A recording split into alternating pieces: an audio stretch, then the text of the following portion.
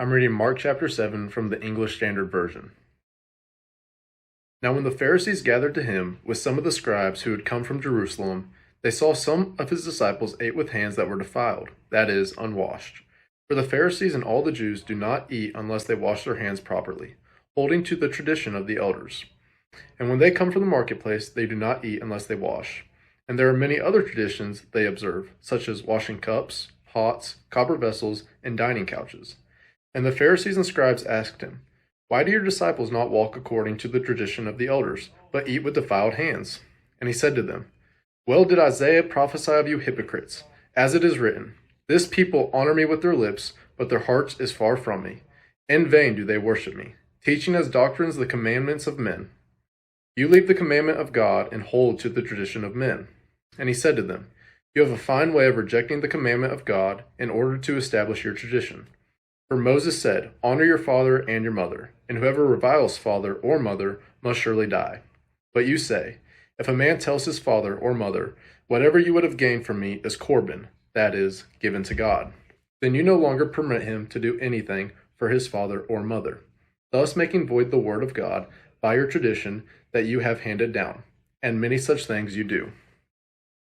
And he called the people to him again and said to them, "Hear me, all of you, and understand.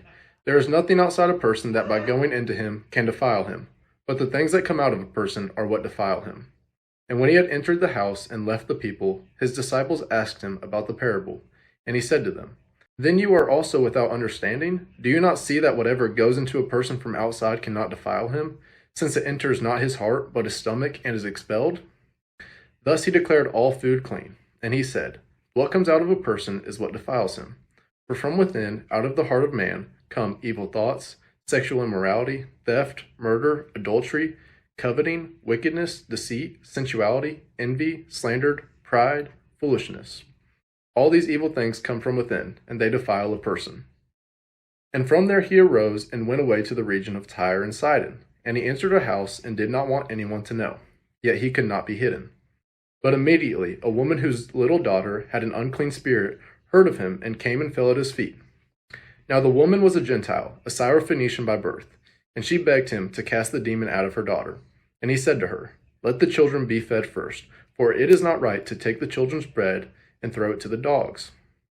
But she answered, "Yes, Lord, even the dogs under the table eat the children's crumbs." And he said to her, "For this statement you may go your way. The demon has left your daughter." And she went home and found the child lying in bed, and the demon gone. Then he returned from the region of Tyre and went through Sidon to the Sea of Galilee and the region of the Decapolis.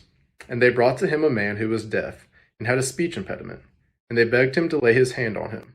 And taken aside from the crowd privately, he put his fingers into his ears, and after spitting, touched his tongue. And looking up to heaven, he sighed, and he said to him, "Ephphatha," that is, "be opened." And his ears were opened, his tongue was released, and he spoke plainly. And Jesus charged them, "Tell no one." But the more he charged them, the more zealously they proclaimed it. And they were astonished beyond measure, saying, "He has done all things well. He makes the deaf hear and the mute speak."